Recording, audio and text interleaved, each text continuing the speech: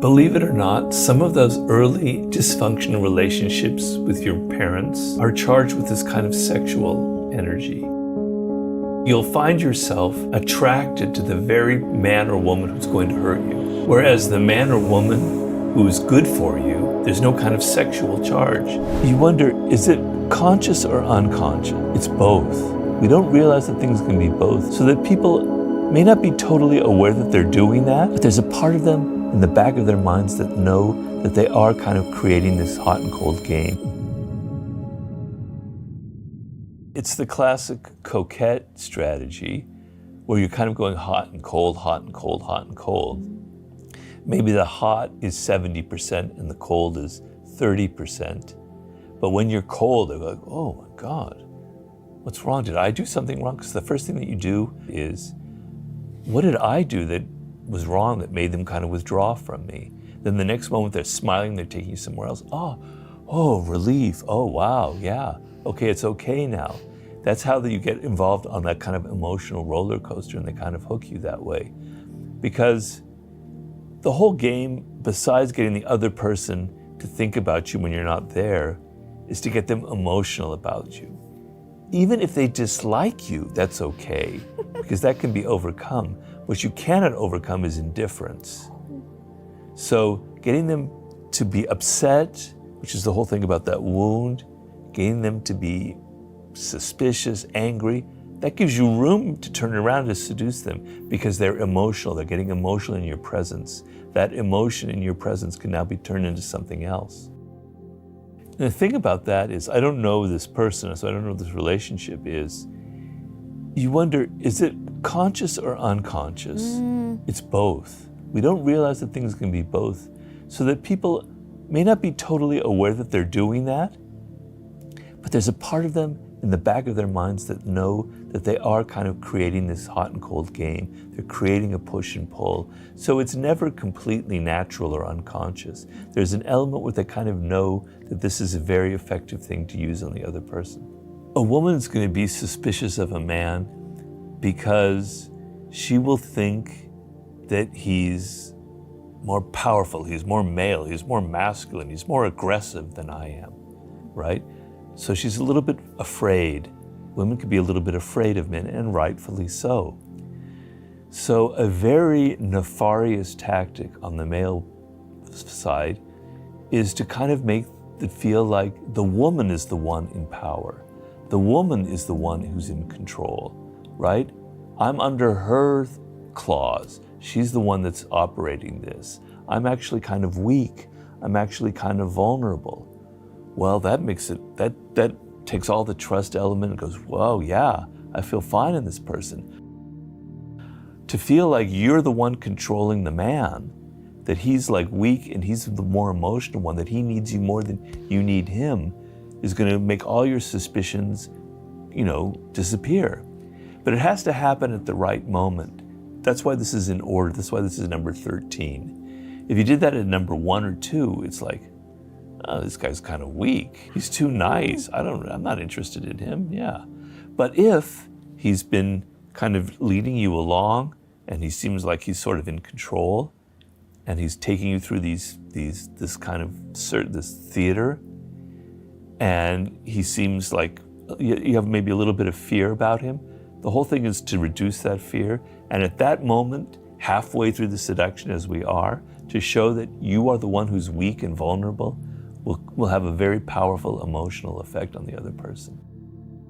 I refer people to that chapter I was just talking about in The Laws of Human Nature, where there's a level where we connect to people that is not on the surface, that is kind of nonverbal, that has to do with our unconscious, that has to do with things that we've never been able to get from our parents or whatever.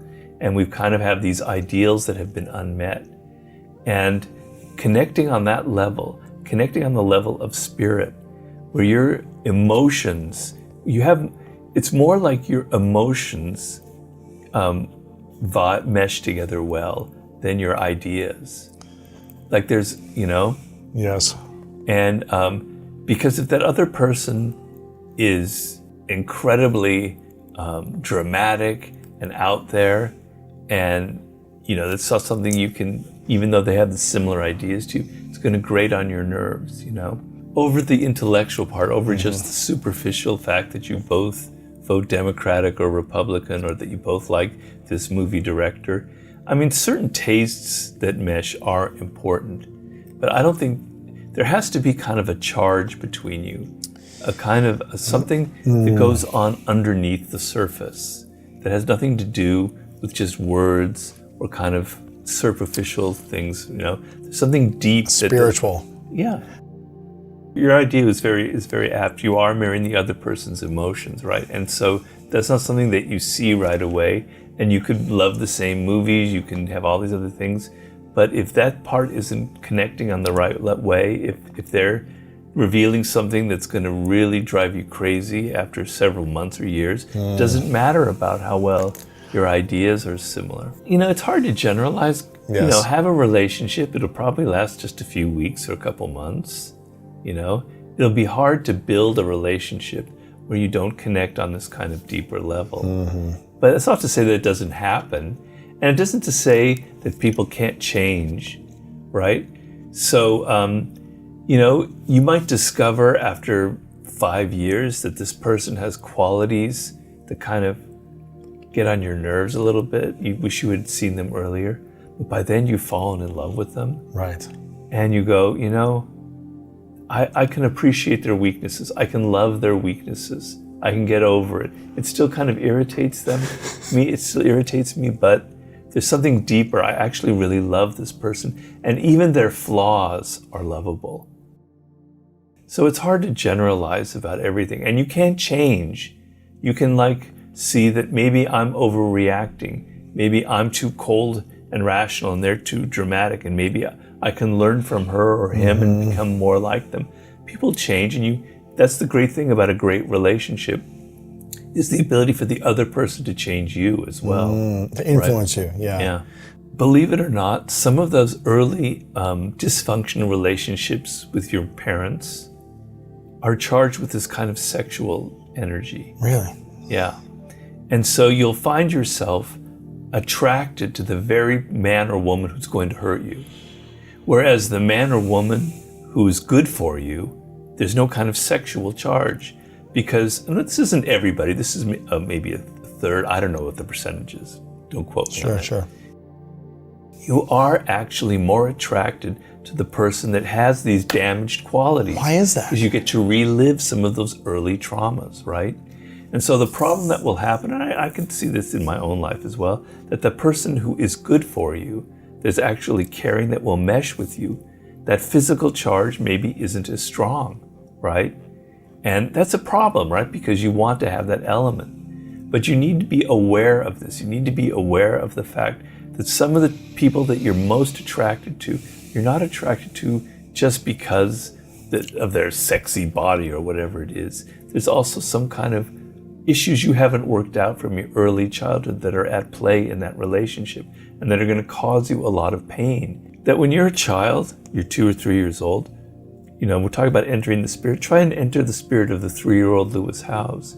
You're very vulnerable. You're very weak, right? You're at the mercy of this person who's very powerful. Your mother and also your father. It depends on what, you know. You're at their mercy, right? And you're open to them. You depend on them for so much. So the emotional energy that you are putting onto them is extremely powerful. Wow. More powerful than any other relationship you'll have in your life, and you're not aware of it. And so it meshes with all these other kind of physical impulses and desires that you have. Because a child who's 2 or 3 years old is actually still having sexual impulses very early on. It's kind of creating a pattern of attraction that you are very rarely aware of. It's not to say everybody is like that, but it's a pretty common denominator that, you know, if you have, for instance, a very narcissistic mother, right, who was more interested in herself than in you, you're going to be attracted to narcissistic women. And you're not aware of it, and, you know, it creates a lot of pain for you, right? So you've got to go through a process. It's kind of like there's the ancient Greek play of Oedipus, right? I don't know if you were. He killed his father, and then he ended up marrying his mother. Crazy. Yeah, so we get the Oedipus complex from.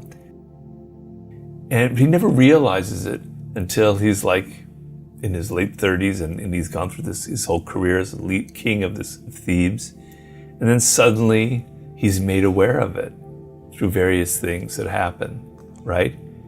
And it's like, oh my God, really? I've done all that? This is what my life is?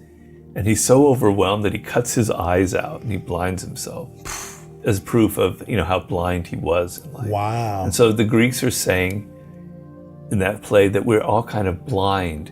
Fate kind of pushes us around and we're not even aware of it. And the moment of feeling enlightened about becoming aware of some of these patterns in your childhood is actually a great moment. It's very painful, but it's very powerful, First of all, to become acquainted with yourself and to know who you are and know the source of your own desires. So if it's your very first relationship, it's a little hard to see patterns, but you can begin to see patterns of the kind of person that you're attracted to after the third or fourth time, and to analyze that and to be aware of it. Now, some people will say, well, won't that kind of ruin the whole relationship game that I'm analyze myself that seems so unseductive, etc. And if you're in your 20s and you're healthy and you're young, maybe it doesn't matter so much. Right. You're going to have some painful moments, but you're having a lot of fun. Okay, I'm not going to rain on that parade. But eventually, you're not going to be so. You're going to be in your late 20s. You're going to be in your early 30s. And the series of bad relationships, they're going to start wearing on you. They're going to start creating trauma. And they'll start infecting you with this kind of defensiveness, where every time you meet someone, you're worried that they're going to hurt you, and you can't open yourself up to them, right? So you've got to, as early as possible, understand your own patterns. Why am I attracted to this person? Just simply ask that question, right? It's, what was it about him or her that attracted me to that person? Is there something I'm not thinking about? Could I have foreseen some of the darker side of this person earlier on? Yes, most obviously. Could I have seen the fact that he could be someone who could be kind of cold and abusive? Yes. Oftentimes a man who is like that will love bomb the woman. He'll overwhelm them with emotion so they get confused and they're not aware of it. That also is a sign when a man overwhelms you in the first 2 days with so much attention that he's hiding something dark.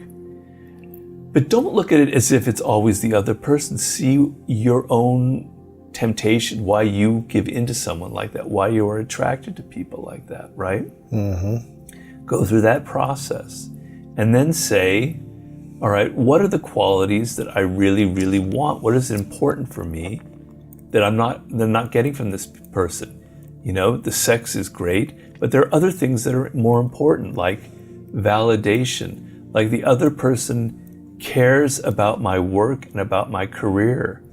They're not just interested in me as a physical presence, but they actually show interest in my future, right? Yes. What are these things that I need that are very important to me that I didn't get in that last relationship, right?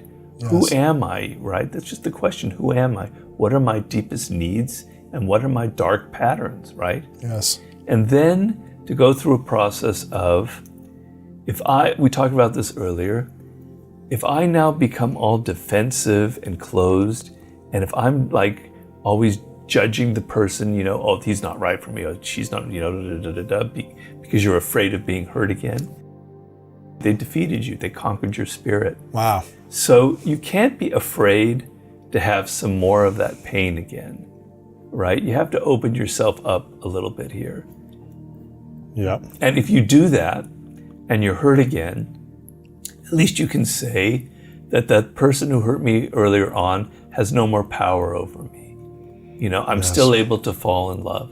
I'm still able to open myself up to another person. Yes. It's incredibly important to be able to feel vulnerable to another person. It's a deep human need. It goes back to our childhood. It's part of our human nature. And if you close yourself off, it's not only going to affect your romantic relationships, it's going to affect you in work and everything.